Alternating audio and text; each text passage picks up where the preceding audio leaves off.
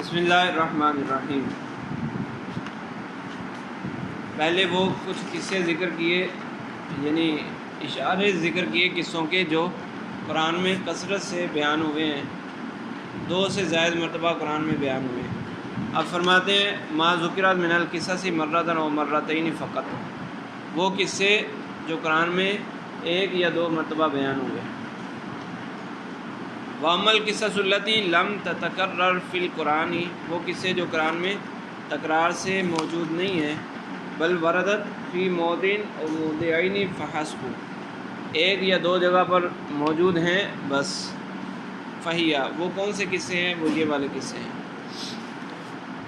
قصۃ رفع سیدنا ادریس علیہ السلام مکان علیہ، حضرت سیدنا ادریس علیہ السلام کو بلند مقام پر اٹھانا، اس کا قصہ، اس کا ذکر 1-2 جگہ آیا ہے۔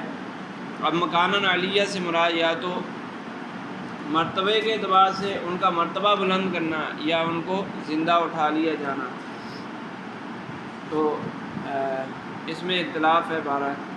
وقصۃ محاجت سیدنا ابراہیم علیہ السلام لنمرود، حضرت ابراہیم علیہ السلام کا نمرود سے مکالمہ، نمرود پر دلائل پیش کرنا، توحید کے دلائل۔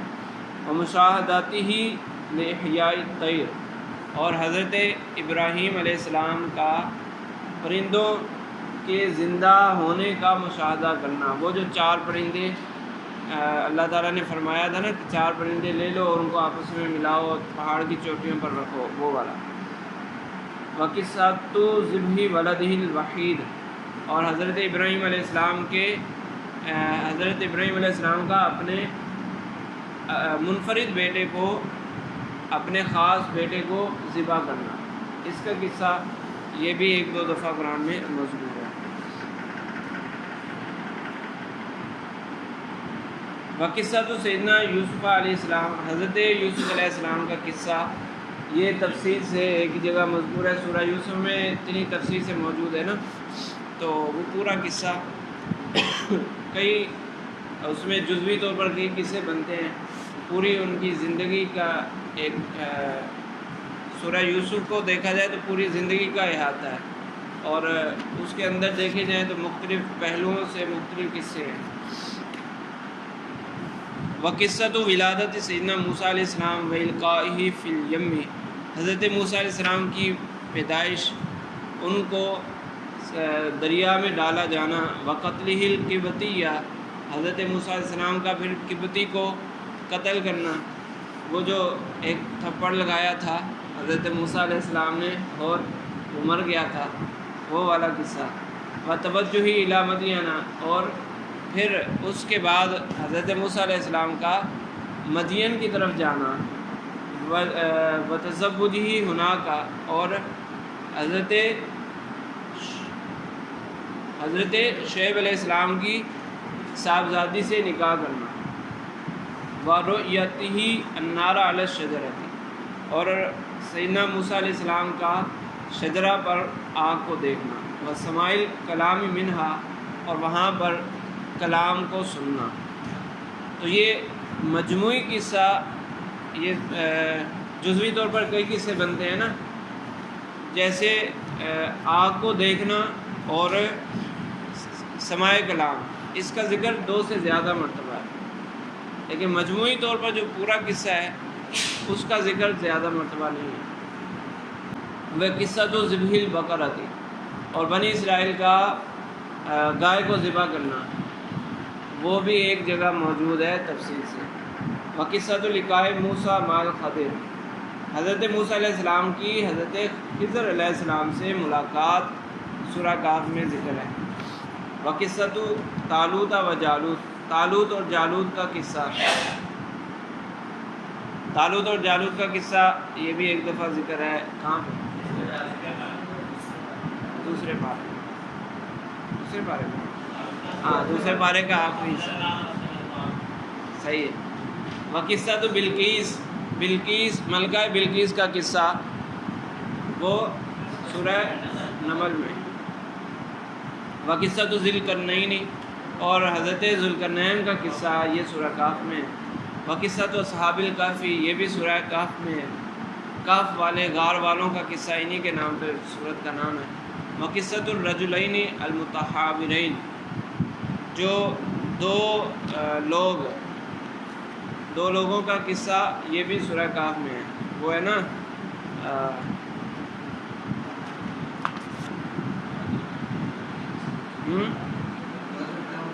ہاں وَاضْرِبْ لَهُم مَثَلَ الرَّجُلَيْنِ جَعَلْنَا لِأَحَدِهِمَا جَنَّتَيْنِ، وقصۃ اصحاب الجنت، اور باغ والوں کا قصہ، متحابرین آپس میں جھگڑا کرنے والے،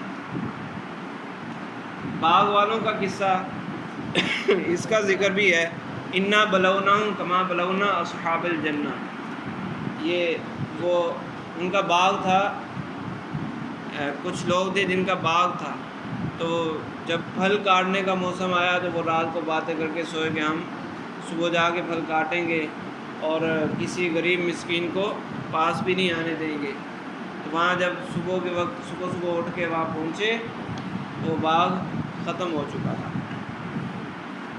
پھر وہ ایمان لے آئے، وقصۃ الرسل الثلاثۃ،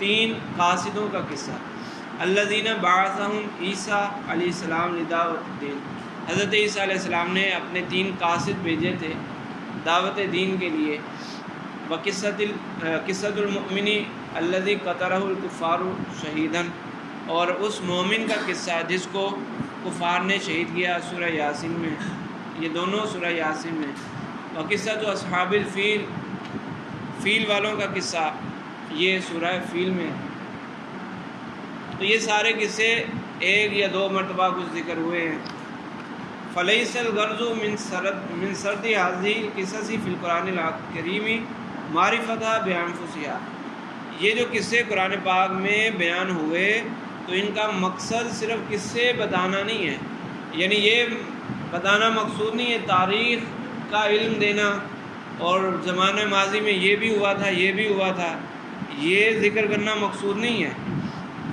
مقصود کیا ہے، بل الغرض الاساسی ہوا ان ينتقل ذہن القاری والسامع الی شناعت الشرک والمعاصی، بلکہ غرض ان تمام قصوں سے بنیادی غرض وہ یہ ہے کہ پڑھنے اور سننے والے کا ذہن منتقل ہو جائے شرک اور گناہوں کی برائی کی طرف، ومعاقبۃ اللہ تعالی علیہا، اور شرک اور گناہوں پر جو اللہ تعالیٰ نے ماقبل اقوام کو عذاب دیا اس کی طرف ذہن منتقل ہو جائے، واطمئنان المؤمنین بنصرت اللہ تعالی و تأییدہ، اور اسی طرح ماقبل اقوام میں سے جو مومنین تھے ان کو اللہ تعالیٰ نے اطمینان عطا فرمایا، اپنی خاص مدد ان پر نازل فرمائی، ان کو اطمینان نصیب ہوا، تو اس کی طرف ذہن منتقل ہو جائے، وظہور الطافی وافدالہ تعالی فی حق عبادہ المخلصین، اسی طرح ذہن منتقل ہو اس بات کی طرف کہ اللہ تعالیٰ کے خالص بندوں کے حق میں اللہ کا لطف و فضل ظاہر ہوتا ہے، اللہ کے جو خالص بندے ہیں، اللہ کے خاص بندے ہیں جو اللہ کی عبادت کرنے والے، اللہ کی ماننے والے، ان پر اللہ کا لطف و فضل نازل ہوتا ہے، تو دونوں طرح کے قصے ہیں نا، عذاب والے بھی انعام والے بھی، تو ان قصوں ایک ہی قصے کے اندر دونوں کا بھی ذکر ہوتا ہے کہ فلاں نبی تھے ان پر کچھ لوگ ایمان لائے اور کچھ نے انکار کیا، انکار کرنے والوں کو ہم نے یوں عذاب دیا اور باقیوں کو نجات دی، دونوں کا ذکر ہو گیا، تو سننے والا متوجہ ہو جائے اس بات کی طرف کہ شرک کو چھوڑ کر ایمان لانا ہے اور گناہوں کو چھوڑ کر نیکیوں کی طرف راغب ہونا ہے، تو تمام قصوں کا یہی مقصود ہے، سمجھ آ گئی؟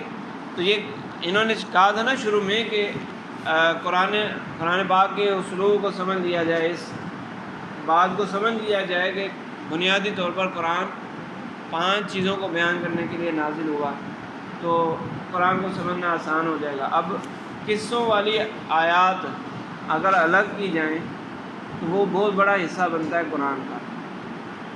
یہ جتنے بھی قصے بیان ہوئے قرآن پاک میں، اگر قصوں والی آیتیں الگ کر لی جائیں تو وہ بہت بڑا حصہ بنے گا نا قرآن کا، تو ان سب کو سمجھنا آسان ہو گیا۔ ان سب کا مقصود کیا ہے؟ نصیحت،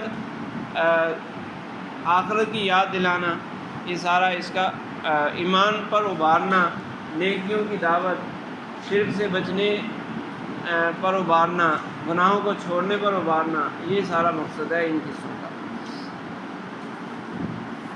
بیان التذکیر بالموت و ما بعدہ، موت اور ما بعد الموت، موت اور موت کے بعد والے احوال کے ذریعے نصیحت کرنا۔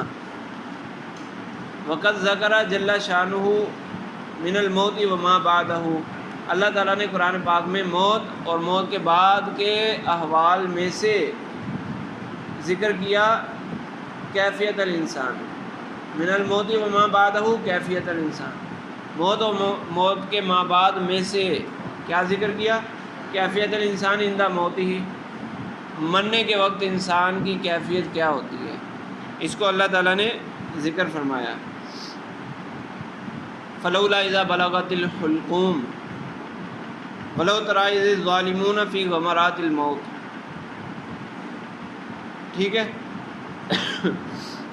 وعزہ فی تلک الساعۃ، اور بندے کا اس وقت عاجز ہو جانا، اس کو بھی اللہ تعالیٰ نے بیان فرمایا کہ پھر وہ کسی چیز پر قادر نہیں رہتا۔ وعرض الجنۃ والنار علیہ بعد الموت، اور جنت اور دوزخ مرنے کے بعد اس کے سامنے پیش کیے جاتے ہیں، اس کو اللہ تعالیٰ نے بیان فرمایا۔ النار یعرضون علیہا غدوا وعشیا وظہور ملائکۃ العذاب امامہ، اسی طرح عذاب کے فرشتوں کا نظر آنا، اس کو بھی اللہ تعالیٰ نے بیان فرمایا۔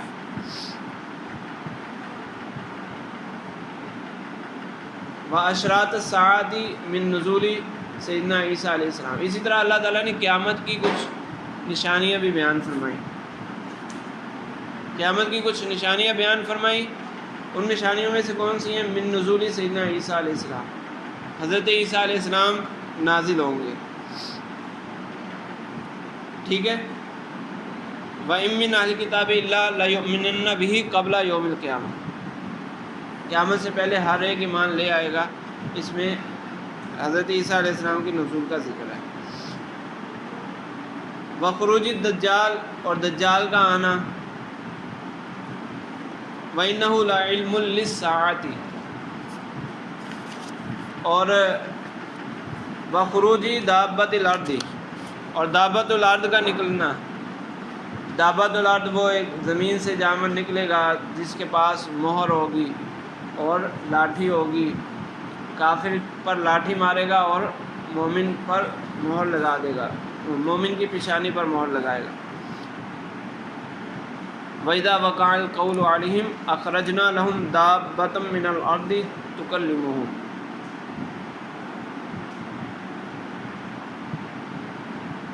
وخروج یاجوج و ماجوج، یاجوج ماجوج کا خروج، قیامت سے پہلے یاجوج ماجوج بھی نکلیں گے، اس کو بھی اللہ تعالیٰ نے فرمایا، ذکر فرمایا۔ حتی اذا فتحت یاجوج و ماجوج وهم من کل حدب ینسلون،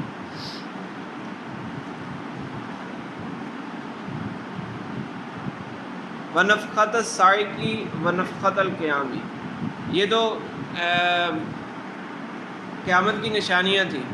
پھر پیچھے سے تعلق ہو گیا ونفخۃ الصاعق ونفخۃ القیام، موت اور ما بعد الموت کی چیزیں ذکر کی ہیں، تو ان میں سے ایک نفخہ صاعق ہے اور نفخہ قیام ہے۔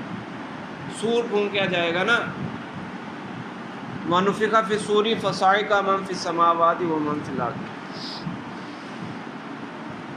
اور نفخۃ القیام ثم نفخ فی اخری فاذا هم قیام ینظرون،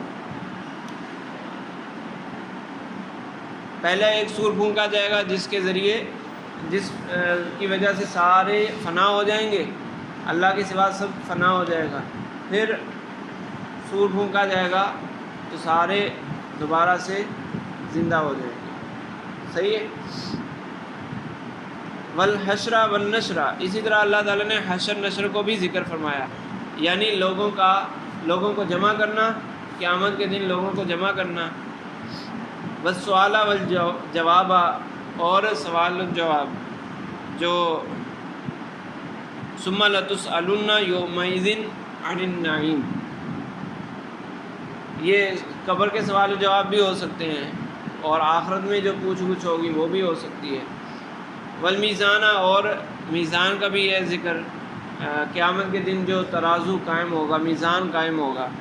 والوزن یومئذ الحق، واخذ صحائف الاعمال بالایمان والشمائل، اور اعمال نامے دائیں ہاتھوں میں بھی دیے جائیں گے اور بائیں ہاتھوں میں بھی دیے جائیں گے. کچھ لوگوں کو دائیں ہاتھ ملیں گے اور کچھ کو بائیں ہاتھ میں ملیں گے. فاما من اوتی کتابہ بیمینہ، اور اما من اوتی کتابہ بشمالہ. ودخول المؤمنین الجنۃ، مومنین کا جنت میں داخل ہونا. دخول الکفار النار، کافروں کا آگ میں داخل ہونا. وتخاصم اہل النار من التابعین والمتبوعین فیما بینہم، جہنمیوں کا آپس میں جھگڑا، جو پہلے والے بعد والے، ان کا آپس میں جھگڑا ہوگا، اس کا بھی قرآن میں ذکر ہے. بعد والے پہلے والوں سے کہیں گے کہ تم نے ہی ہمیں گمراہ کیا، تو تم ہمارے عذاب میں کمی کرو، ہمارا بوجھ تم اٹھا لو. اس طرح کر کے وہ مختلف جھگڑے ذکر ہیں. وَإِنْكَارَ بَعْضِهِمْ عَلَىٰ بَعْضٍ، اور ایک دوسرے کا رد کرنا. وَلَعْنَ بَعْضِهِمْ بَعْضًا، اور جہنمیوں کا آپس میں ایک دوسرے کو لعنت ملامت کرنا. واختصاص المؤمنین برؤیت اللہ تعالیٰ، آخرت میں جنت میں مومنوں کو اللہ کا دیدار ہوگا. وانواع العذاب من السلاسل والاغلال والحمیم والغساق والزقوم، اور اللہ تعالیٰ نے مختلف طرح کے عذابوں کو بھی ذکر فرمایا. سلاسل زنجیریں، اور اغلال ہتھکڑیاں، حمیم کھولتا ہوا پانی، غساق یہ بھی وہ والا، زقوم یہ درخت ہے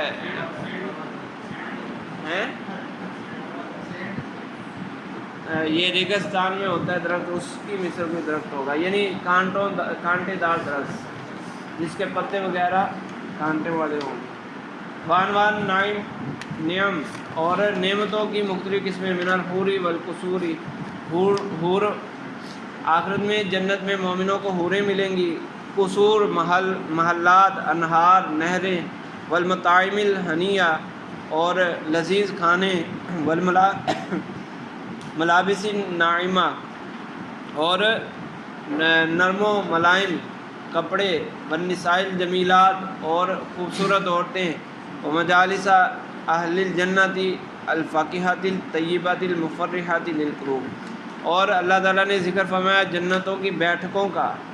جنت کے اندر جو آپس میں لوگ مل کر بیٹھیں گے.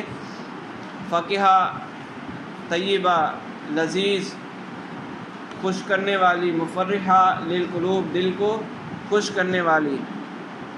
ان ساری چیزوں کا ذکر کیا. ففرق سبحانہ وتعالی حاضر المطالب فی مختلف صور، اللہ تعالیٰ نے مختلف صورتوں میں ان کو بیان کیا. بالاجمال والتفصیل، کہیں اجمالاً کہیں تفصیلاً.